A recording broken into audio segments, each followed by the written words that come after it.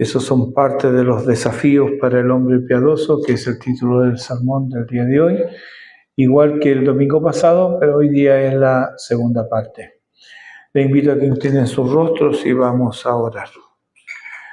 Señor, estamos frente a tu palabra, tú nos quieres hablar a nosotros. Permite que no seamos como Israel, que muchas veces no te escuchó y otras veces hasta contendió contigo en cuanto a lo que tú le decías. Es lo que vemos allá en el profeta Malaquías, cómo el pueblo de manera insolente se para ante ti y contradice, pide explicaciones, cuando la realidad de la corrupción de sus propios corazones era la que lo llevaba cada vez más alejado de ti, de tu presencia. Que no seamos como ellos, Señor, sino que obre en nuestros corazones para que al escuchar tu voz nosotros podamos inclinar nuestros rostros ante ti, adorarte y obedecer. Envía tu Espíritu a nuestras vidas en esta hora para que podamos aprovechar del mensaje de tu palabra. Unge mis labios y nuestros corazones para oír tu voz en esta hora. Y te lo pedimos por Jesucristo, nuestro Señor y Salvador. Amén. Primera epístola del apóstol Pablo a Timoteo, capítulo 6, versículos 11 al 16. Mas tú, hombre de Dios, huye de estas cosas y sigue la justicia, la piedad, la fe, el amor, la paciencia, la mansedumbre. Pelea la buena batalla de la fe, echa mano de la vida eterna, a la cual asimismo fuiste llamado, habiendo hecho la buena profesión delante de muchos testigos. Te mando delante de Dios, que da vida a todas las cosas, y de Jesucristo, que dio testimonio de la buena profesión delante de Poncio Pilato, que guardes el mandamiento sin mácula ni reprensión hasta la aparición de nuestro Señor Jesucristo, el cual a su tiempo mostrará el bienaventurado y solo soberano, Rey de reyes y Señor de señores, el único que tiene inmortalidad, que habita en luz inaccesible, a quien ninguno de los hombres ha visto ni puede ver, al cual sea la honra y el imperio sempiterno. Amén. Los desafíos son para las personas indicadas. Hubo un tiempo en que podía responder al desafío de correr 5.000 o 10.000 metros. Entrenaba para eso. Y podía responder a ese reto. Hoy no. Los desafíos de los que viene hablando Pablo aquí son para los hombres piadosos. Y se espera que cada cristiano lo sea. Entonces, si eres cristiano, estos son desafíos para ti. Si no eres cristiano, no hay nada que hacer. Es como pedirle a un ciego que valore una obra de Rembrandt. No puede. Tal vez quiera, tal vez lo intente, pero le falta lo principal para cumplir su desafío. ¿Cuál es? Ver. De igual manera, el desafío de huir de la atracción que el dinero ejerce no depende de la voluntad, más bien es la voluntad del problema, la voluntad de hacer lo que yo quiero y cuando quiero. ¿Has oído esto, que en el Evangelio todo es voluntario? ¿Has oído eso? Yo sí. Bueno, al fin de cuentas, el Evangelio todo es voluntario. Pero pregunto, ¿y cómo una voluntad no sujeta al Evangelio podrá responder a él? Ahora, tampoco esto significa que porque eres creyente tu voluntad está siempre dispuesta a obedecer. Todos experimentamos esa tensión, esa lucha, y no siempre la voluntad es sometida a las demandas divinas. En Gálatas 5:17 nos dice que el deseo de la carne es contra el espíritu, el del espíritu es contra la carne, y éstas se oponen entre sí para que no hagáis lo que quisierais. Ahora, no es que no sepamos, es que no queremos. Y nuestros engañosos corazones componen razones para que la lógica parezca piadosa, para adornar la desobediencia, para alejar a un tiempo indeterminado el cumplimiento de lo que ahora no estamos dispuestos a obedecer. Y hasta estamos prestos a asentir intelectualmente a la demanda, a expresar que estamos de acuerdo, que pensamos lo mismo, que no tenemos problema con eso, que debemos hacerlo. Años atrás me decía un joven pastor, sí, yo no tengo problema con eso. Sí, yo creo eso. Pero no lo hacía. Y nosotros igual. Podemos estar de acuerdo, pero no lo hacemos. Ahora, vemos también que huir es una parte del desafío.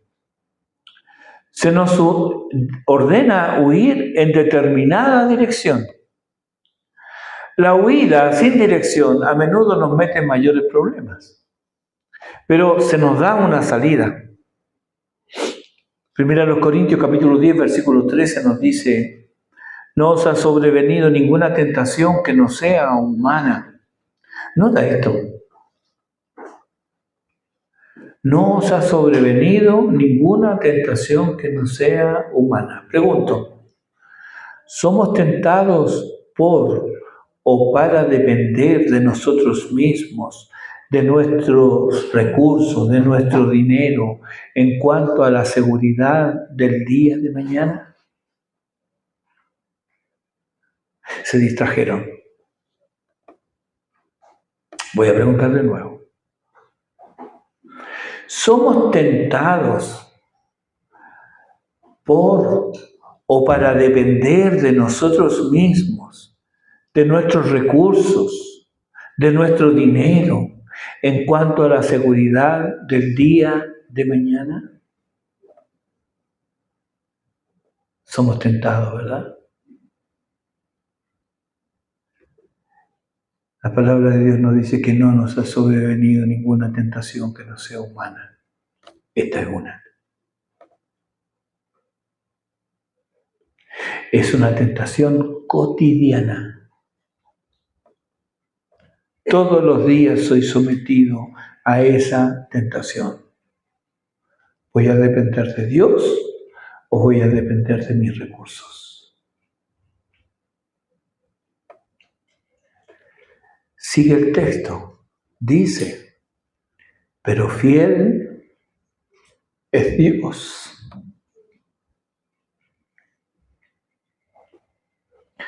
Yo tengo destacada esta frase en mi Biblia, pues yo necesito recordarme estas cosas. ¿Puedes creer que yo necesito recordar que Dios es fiel? Fiel es Dios, y ahí está marcado y un destacador. Fiel es Dios.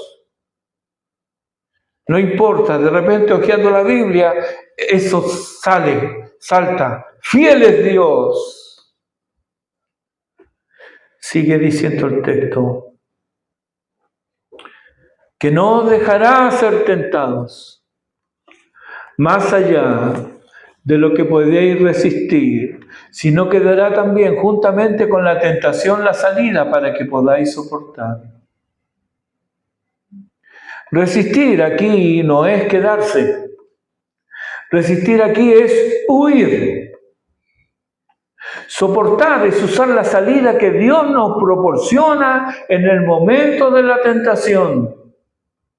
Quedarse y no usar la salida propuesta es caer en la tentación. Es rendirse, quedarse en no mover los pies en la dirección que se nos propone.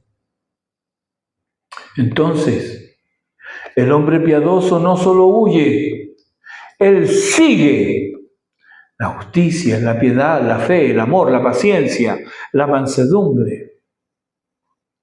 Podemos seguir esta dirección si nuestros deseos, miedos e incredulidad gobiernan nuestro corazón. No podemos. Antes sucumbiremos a la injusticia, a la impiedad, la infidelidad, el desamor, la impaciencia, la intransigencia, desconsideración y desenfreno de nuestros apetitos. Gálatas 5:17 otra vez, porque el deseo de la carne es contra el espíritu y el deseo del espíritu es contra la carne, y estos se oponen entre sí para que no hagáis lo que quisierais.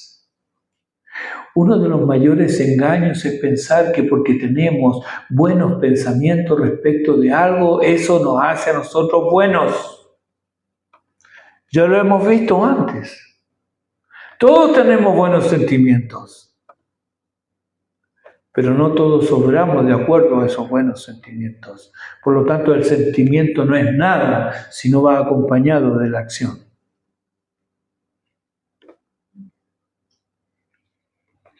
Debemos resolver esto diariamente. ¿Por qué?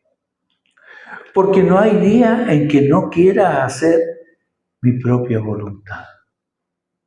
Hay dos negativos aquí, así que transformémoslo en positivo. Todos los días yo quiero hacer mi propia voluntad. No sé si se identifica con esta frase.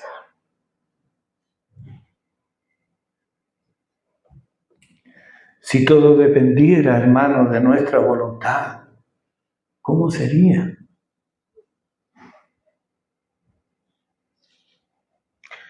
Y aquí nos faltan quienes argumentan que puesto que ser hijos de Dios y el Espíritu de Dios vive en ellos, Dios mismo los moverá a hacer tal o cual cosa. Parece espiritual y creíble, pero parece. ¿Por qué parece? Porque con este argumento hacemos a Dios culpable de nuestra desobediencia. Porque Dios no obra en mí, entonces. No es problema mío, es que Dios no ha obrado en mí. Hacemos a Dios culpable de nuestra desobediencia. Aquí ponemos a Dios como autor de nuestro pecado. ¿No es blasfemo, hermanos, pensar así? Otra, bueno, si Dios quiere, Él me moverá a hacerlo. Y hasta bíblico se pone el que se ha endurecido de esta manera. Pues no es raro que cite Filipenses 2:13, Dios el que en vosotros produce el querer como el hacer por su buena voluntad. Pero este texto justifica mi desobediencia.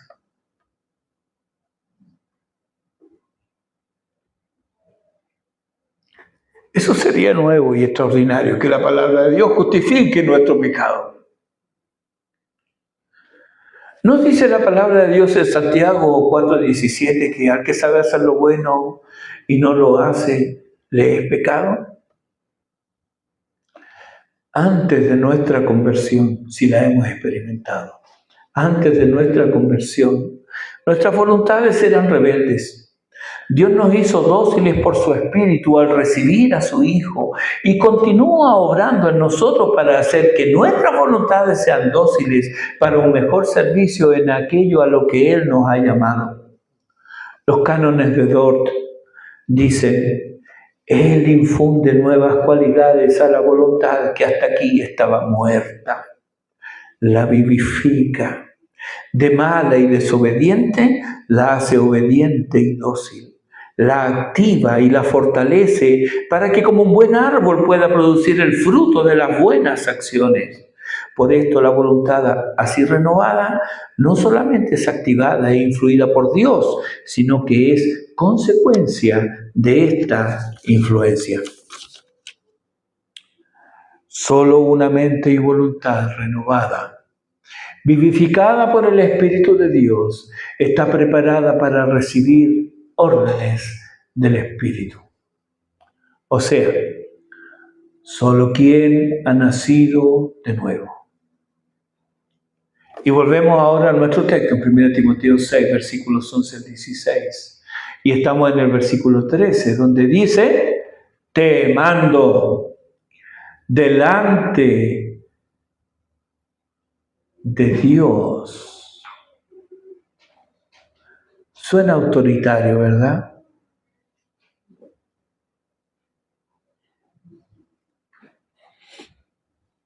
El apóstol ya ha usado antes una expresión semejante en el capítulo 5, versículo 21. Esta es una admonición vehemente y solemne. Pensemos un poco. Timoteo estaba consagrado al Señor. Él llevaba años en la obra. ¿Por qué Pablo usa este lenguaje?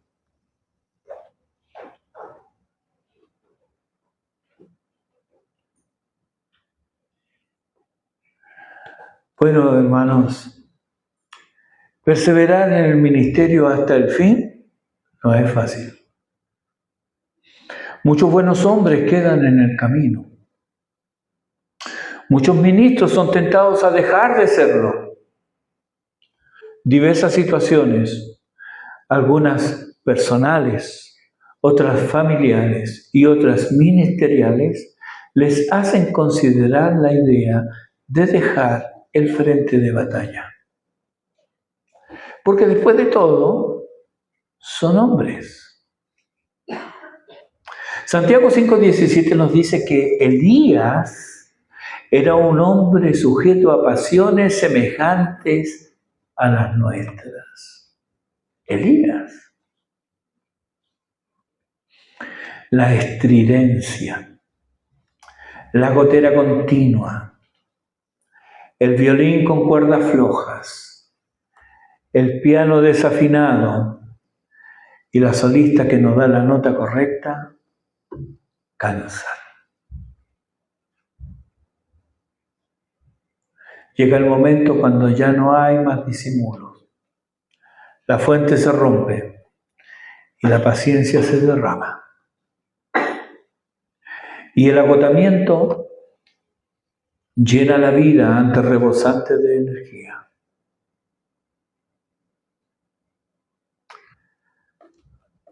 Los quiero dejar, me confesó un querido pastor. Ya no confío en ellos, refiriéndose a su congregación. La congregación que era vibrante antes, ahora se mordían unos a otros. Y estos mordiscos alcanzaron la familia pastoral. Y las peores actitudes asomaban donde antes había amor. ¿Falló el Evangelio? No. Pero ocurren estas cosas. Te diré una obviedad. Tu ministro es un hombre. Ora por él y apóyalo para que cumpla su ministerio. Me asombran esos soldados que van al frente. Ellos no saben si volverán. Y hasta hay algunos que se ofrecen para hacer las tareas más peligrosas. Les anima el amor a la patria, a los ideales. Y en el momento crucial resuena en ellos la orden, vencer o morir. Hoy no vemos así el cristianismo. Un paseo de curso tiene más peligro que lo que llamamos vida cristiana.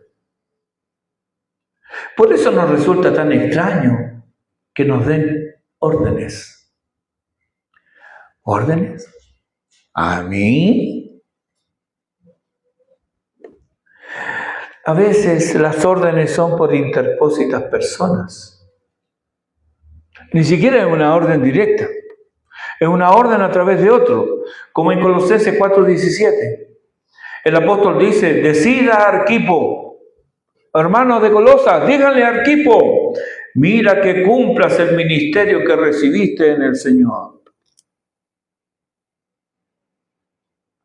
Pablo le dice a la iglesia de Colosas que le diga a Arquipo. Aquí en el capítulo 6, versículo 13, el apóstol manda y lo hace delante de Dios. Te mando delante de Dios que da vida a todas las cosas. Sí, las cosas se pueden poner feas. Y hasta podría haber peligro de vida, pero no tienes nada que temer, Timoteo. Porque Dios da vida a todas las cosas. Me recuerda la expresión de Tomás en Juan capítulo 11, en el versículo 16. En el contexto, los judíos querían tomar a Jesús y querían silenciarlo. Estaban hartos de él, los líderes religiosos. Jesús recibe la noticia de Lázaro, que agonizaba en Betania, a más o menos 6 kilómetros de Jerusalén. Y Jesús se demora, pero finalmente va. Recuerda que todos están temerosos. Todos temen. ¿Y Tomás? No.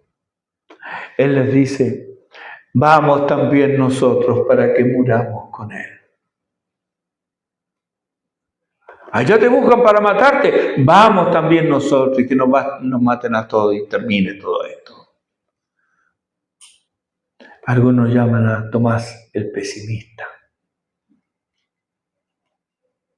Tal vez él sabía que el que había hecho andar a los paralíticos, que el que había limpiado a los leprosos, que el que había alimentado a las multitudes y andaba sobre las aguas, también tenía el poder para levantar a alguien de entre los muertos. Timoteo no debía temer. La situación podía tornarse amenazante para él. La sombra de la cruz podía oscurecer su ministerio, pero Dios tiene el poder de dar vida a todas las cosas. A veces la vida languidece, pero Dios la vivifica. A veces pareciera que los arbolitos van a morir, pero basta un poquito de agua y cómo reviven. Y pareciera muchas veces que sus hojas nos agradecen el agua que recibieron. Dios da vida a todas las cosas. Por tanto, hermanos, debemos fijar nuestra vista y atención en Dios solamente. Debemos aprender a mirarlo a Él. Versículo 13 dice, y de Jesucristo, que dio testimonio de la buena profesión delante de Poncio Pilato. ¿Qué es este testimonio? En Juan 18:36 Jesús dice que mi reino no es de este mundo. Y luego para esto he venido al mundo para dar testimonio de la verdad. El gobernador podía tener tras sí al mayor imperio conocido entonces, con su enorme poderío militar. Pero, ¿qué es esto ante el reino sempiterno? Ante las miríadas de huestes angelicales dispuestas a hacer la voluntad de Dios. Pensemos que un solo ángel mató a 186,000 asirios en una noche. Uno solo.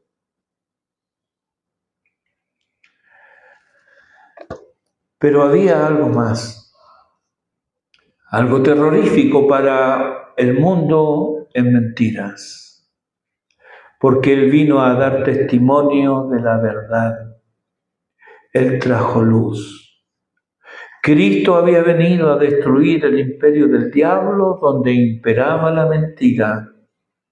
Él mismo es la verdad. El Padre le había enviado a dar testimonio de la verdad. Y aquellos que oyen la verdad, que son de la verdad, vienen a Él. ¿Eres de la verdad? ¿Has oído la voz que te llama al arrepentimiento y te da vida? Ahora, al enfrentar el día a día, debemos recordar que el testimonio de Jesús fue sellado con su sangre. Es su muerte la que nos confirma que nuestros pecados han sido quitados. Tenemos ahora libertad y usaremos esa libertad para desertar de las filas de nuestro Salvador. ¿No va Él delante de nosotros señalándonos el camino? Quien nos manda, quien nos ordena es nuestro Salvador. Él tiene ascendiente sobre nosotros. Él es nuestro dueño. ¿Y qué nos manda? Versículo 14. Que guardes el mandamiento sin mácula ni reprensión. Con estas palabras, Él se refiere a todo lo concerniente respecto del Evangelio y el gobierno de la Iglesia. Aquí volvemos, en el capítulo 1, los versículos 3 al 5. Le dice que lo dejó, te pedí que te quedase en Éfeso para que corrigieras lo deficiente. Y para que enseñes, hagas callar a algunos, para que no enseñen cosas diferentes, cosas distintas. Allí está el mandato apostólico. Va seguido de instrucciones varias mientras avanza la epístola. Esto le traería problemas. No todos aceptarían la corrección. Algunos se opondrían a la reprensión. Pero no debía dejar de enseñar con apego irrestricto a la verdad. Sin mácula, es decir, sin mancha, como en Santiago 1:27 y en 2 de Pedro 3:14. Ni reprensión, dice, vocablo que apareció antes en el capítulo 3, versículo 2 y en capítulo 5, versículo 7, que aparece como irreprensibles. Considerando el uso de las palabras, aunque estos adjetivos pudieran referirse a la doctrina en sí, con todo debemos pensar que también se refieren a Timoteo. Pablo le dice a Timoteo que cumpla su ministerio a cabalidad. Insiste en que Timoteo debe cuidarse a sí mismo. Ten cuidado de ti mismo y de la doctrina. Capítulo 4, versículo 16. Debe mantener la santidad de vida y pureza de conducta en un mundo donde lo anormal es normal, donde la mentira, el disfraz, el disimulo y el ocultamiento es el camino y el modo de obrar de aquellos que no vienen a la verdad. Para entonces, con dificultad había falsos creyentes con sus hábitos pecaminosos a flor de piel en la congregación de los santos, porque las persecuciones y la disciplina de la iglesia los alejaba. Pensemos nada más, Hechos capítulo 5, Ananías y Zafira. ¿Quién querría estar en una iglesia así?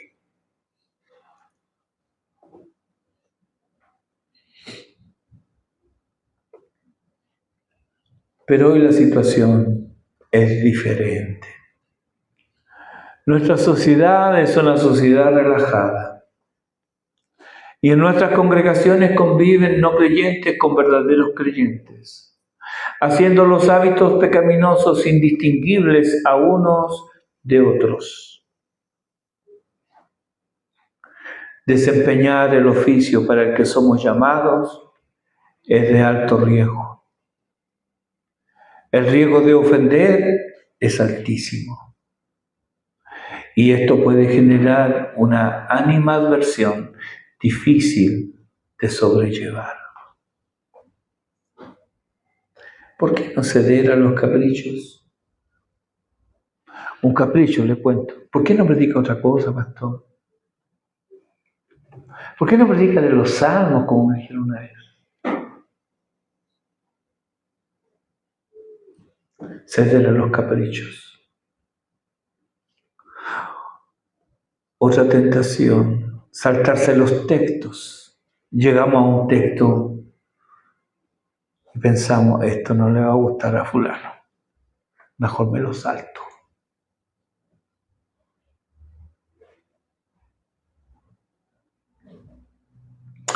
No hablaré de esto porque fulano puede ofenderse. Otra, la victimización. Ah, lo está diciendo por mí. Pero a fulanita no le dice nada.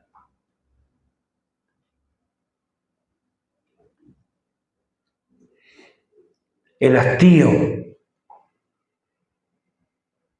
Otra vez hablando del pecado. ¿Me lo han dicho? ¿Por qué no habla otra cosa?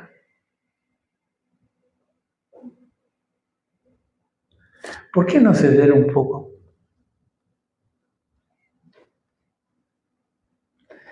Querido, ¿te das cuenta de la obra de Satanás en esto?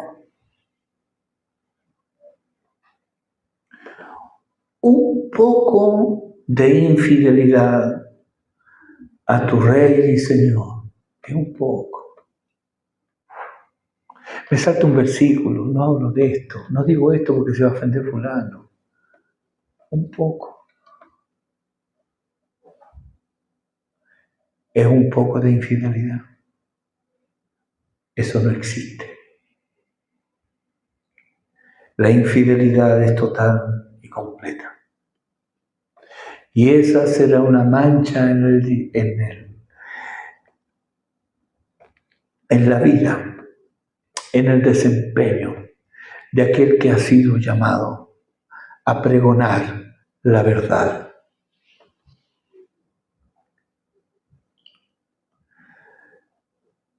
Eso te hará reprensible por ser infiel.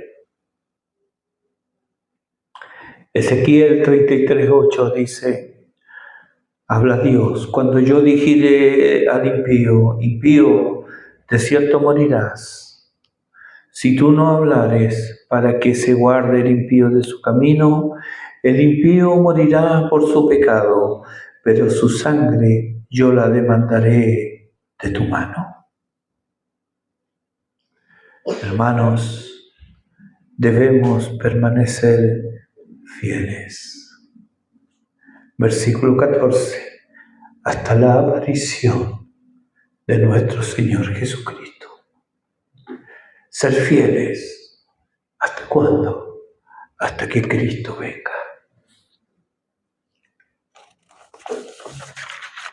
Hermanos, cuán necesario es este pensamiento en nosotros. ¿Hasta cuándo, Señor? ¿Hasta cuándo la noche? ¿Hasta cuándo? La divina respuesta es, hasta la aparición de nuestro Señor Jesucristo. Esto es lo que debe escuchar todo corazón piadoso para mantener sus pensamientos completamente enfocados en Cristo. Porque hay distractores, ¿verdad? Las ofensas, las odiosidades, los aborrecimientos, las burlas. ¿Verdad que esas cosas nos distraen? ¿Nos ponemos a veces nuestra atención en esas cosas y sacamos nuestra vista de Cristo? Las burlas, la opresión, las calamidades. Yo no sé qué hubiera hecho en el lugar de Horacio Spafford. Mueren todas sus hijas en un accidente. Solo queda su esposa.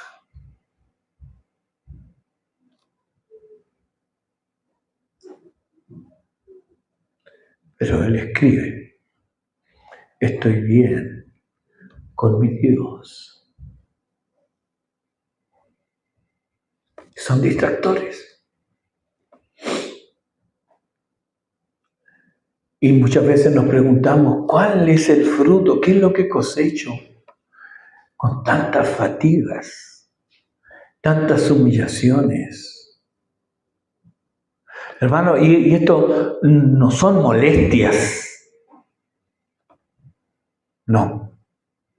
Son momentos de abatimiento. Y te preguntas, ¿cuál es el fruto de esto? ¿Para qué?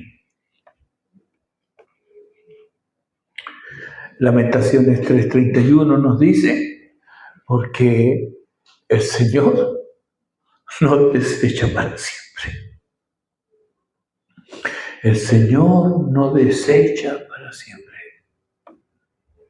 Puedes estar bajo la mano del Señor, pero es su mano. Es su mano. Nuestra redención está cerca. Pero hay distractores peores que esto. Peores que la burla, que la oposición, que el conflicto. Peores. ¿Cuáles son?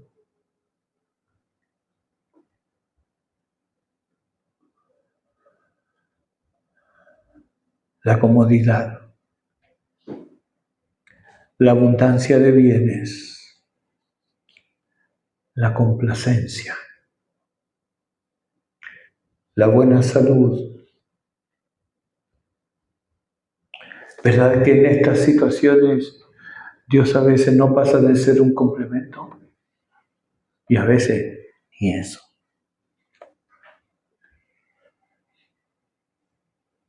Encontramos que tenemos todo. ¿Para qué necesito a Dios? Si me la puedo buscar yo con mis medios. Yo así estoy bien, ¿por qué me voy a esforzar? Sí, yo creo en Dios, pero bueno, Dios me entiende. Yo lo sigo a mi manera.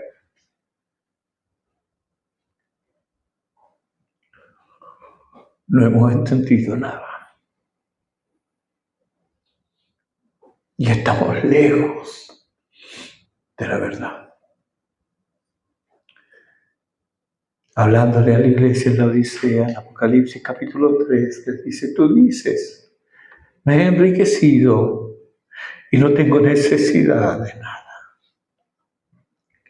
Y no sabes que tú eres un pobre, ciego, desnudo. Estos son distractores. Y por eso muchas veces nos quita esas cosas que más nosotros protegemos. Aquellas cosas que consideramos que son nuestras y nos remecen para que fijemos nuestros ojos en Él. Él quiere tener toda nuestra atención. Él quiere que dependamos de Él. En algunos lugares antiguamente los hermanos al despedirse se despedían con la consigna Maranatha, Maranatha. ¿Qué significa? El Señor viene. Así se despedían. Se recordaban unos a otros que el Señor viene. Así es como Pablo se despide de los hermanos en Corinto en su primera epístola. Pero hay más, mira, por ejemplo, a los tesalonicenses. El recuerdo de la venida del Señor debía ser para alentarse, animarse y edificarse unos a otros. Primera Tesalonicenses capítulo 4, versículo 18 y capítulo 5, versículo 11. De igual manera, el apóstol Pedro en su segunda epístola, en el capítulo 3, nos anima a permanecer firmes y fieles, a procurar con diligencia ser hallados sin mancha e irreprensible. Otra vez las dos palabras. A ser hallados sin mancha e irreprensible, en paz. Nos dice el versículo 14 del capítulo 3. Judas nos anima a conservarnos en el amor de Dios, esperando la misericordia de nuestro Señor Jesucristo para vida eterna. Judas, versículo 21. A los Gálatas, en el capítulo 6, versículo 9, se les anima con estas palabras: no nos cansemos, pues, de hacer bien, porque a su tiempo segaremos si no desmayamos. ¿Cuándo es ese tiempo? Cuando Él venga.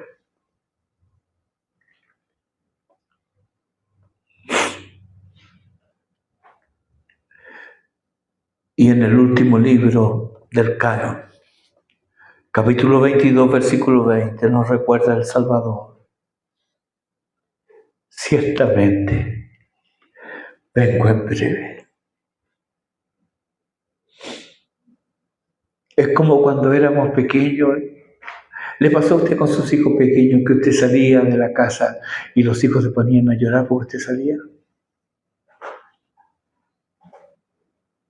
¿Qué le decía? No llore, papito, ya vengo. Enseguida vuelvo. Hasta que los niños aprendían que eso era así. Eso es lo que nos dice el Señor por medio de su palabra. Vengo en breve. Vengo en breve. ¿Y cómo le responde la iglesia? Amén, sí. Ven, Señor Jesús. Había un himno que cantábamos cuando yo era niño. Ven, Jesús del cielo, con poder y virtud,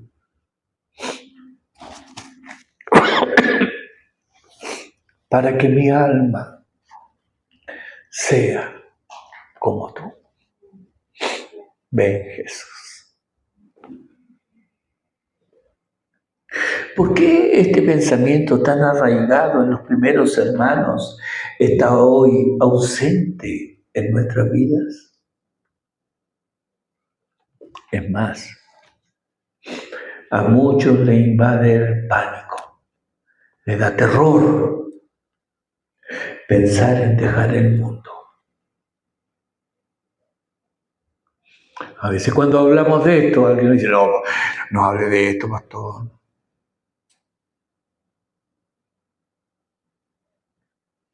Otros, la tristeza los invade, pensando en lo que van a dejar atrás.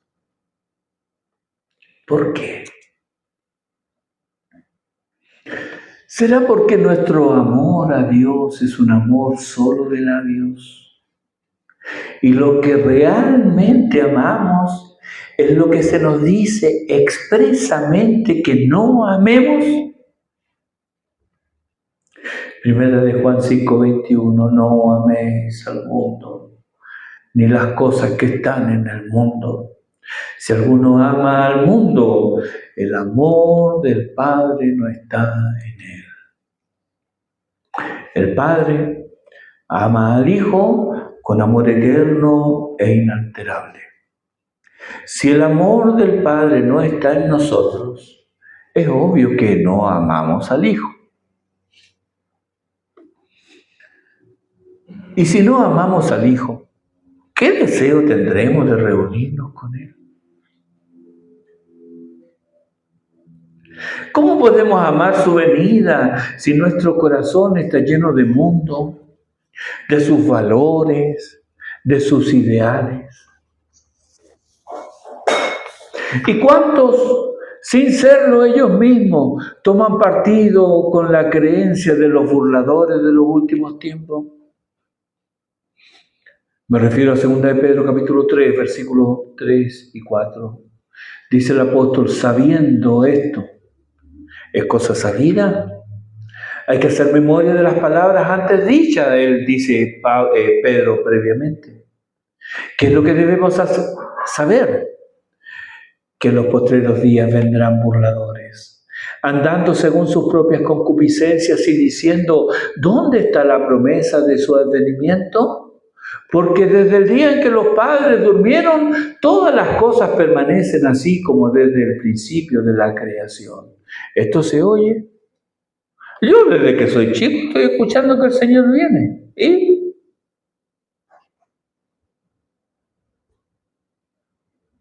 El apóstol prosigue diciendo que estos se burlan porque son ignorantes. Para nosotros, a quienes nos ha amanecido la luz, que no estamos en tinieblas, debemos saber que, nos dice el versículo 9 de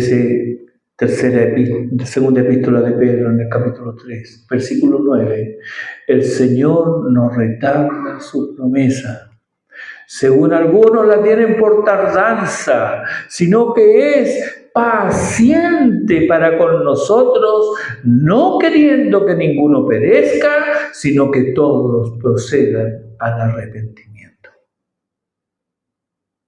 Está claro entonces, nos dice Pedro, el porqué de su tardanza, que no es tardanza, porque Él no viene atrasado.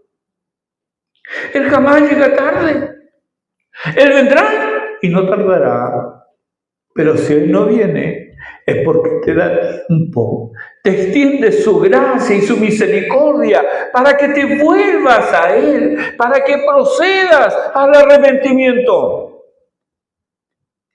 ¿Estás trabajando en la viña del Señor? Bien. Tu jornada no ha terminado.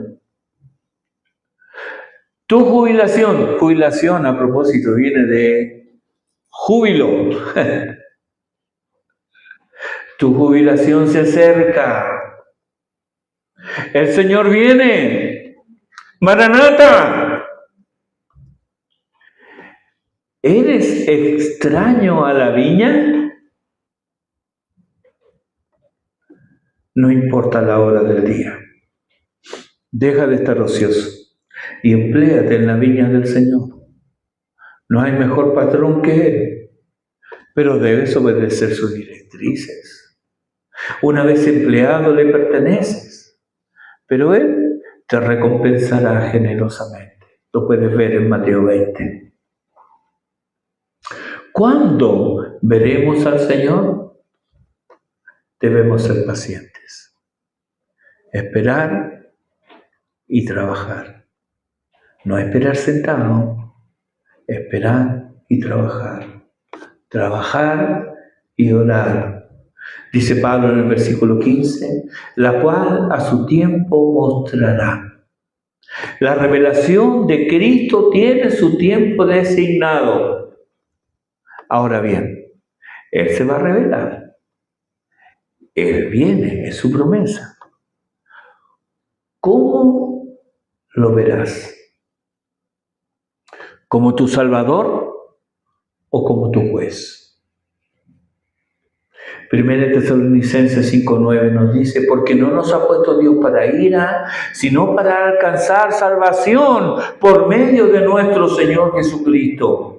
Y en esta misma epístola, en el capítulo 1, versículos 9 y 10, vemos también ambas situaciones. Cuando dice, os convertisteis de los ídolos a Dios para servir al Dios vivo y verdadero y esperar de los cielos a su Hijo, el cual resucitó de los muertos, a Jesús, quien nos libra de la ira venidera. Él viene. Y hay dos tipos de personas que lo van a recibir, con dos tipos de destinos distintos uno del otro. Mateo 7, que vimos ayer, nos habla de algunos que pensaban que le pertenecían. Y Jesús les dijo, no los conozco.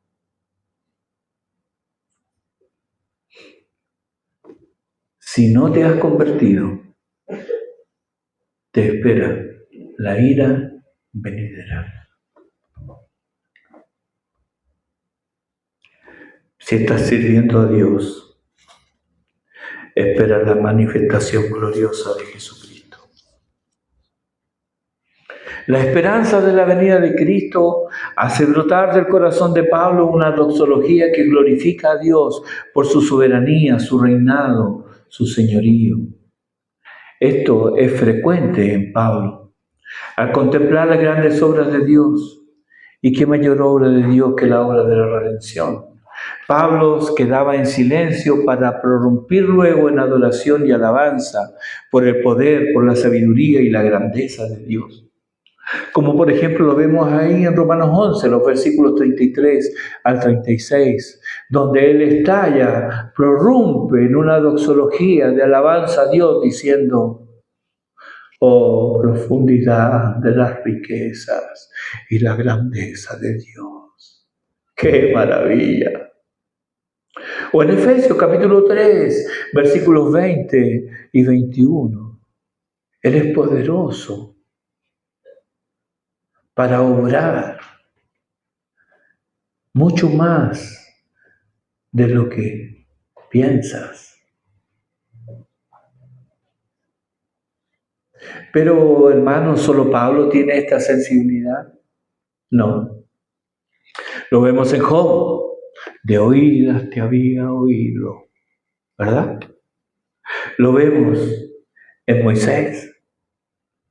Lo vemos en David, en Daniel, en Ezequiel, en Habacuc, en Isaías, en Judas, en Juan. Y salta de las Escrituras y toca a los hombres cuando reflexionan en la bondad, en la grandeza y en la misericordia y gracia de Dios con ellos. Y es de esperar que si eres creyente y has gustado la salvación de Dios, has pasado por momentos así, donde al meditar en la bondad y en la grandeza de Dios, tu corazón se llena hasta rebosar y prorrumpe en alabanzas a Dios. Nos unimos en alabanza al apóstol y decimos con él, al bienaventurado y solo soberano, Rey de reyes y Señor de señores, el único que tiene inmortalidad, que habita en luz inaccesible, a quien ninguno de los hombres ha visto ni puede ver, al cual sea honra y el imperio sempiterno. Amén. La vida sin Dios no es bienaventurada. Tú no eres soberano. Eres criatura igual que todo mortal por elevados y pomposos títulos que puedas poseer. Recuerda que tus días tienen fin, pero en Cristo se prolongan a la eternidad. Él habita en luz inaccesible, no la puedes penetrar con sabiduría ni conocimiento humano. Sin embargo, dice el Salmo 34, versículo 8, los que miraron a Él fueron alumbrados y sus rostros no fueron avergonzados. Sí, hermanos, ahora vemos como por espejo, pero vemos. Pero viene el día en que le veremos cara a cara. ¿Qué día será ese? Suelta las ataduras de la muerte y del pecado. Veremos el rostro amado de nuestro bendito Salvador. Mas ahora le vemos por fe. Pero Él se va a manifestar en nosotros.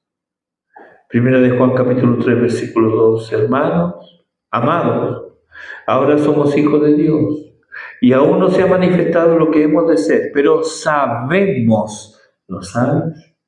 Sabemos que cuando Él se manifieste, seremos semejantes a Él, porque le veremos tal como Él es. No solo le veremos, sino que eso será posible porque seremos transformados. Solo así le veremos tal cual es. No hay palabras para expresar la belleza que hallaremos en Él entonces. Pero esto que es esperanza futura tiene consecuencias en el presente. Pues dice el versículo 3, y todo aquel que tiene esta esperanza en Él se purifica a sí mismo, así como Él es puro. Hermanos, sin santidad nadie verá al Señor. Oremos.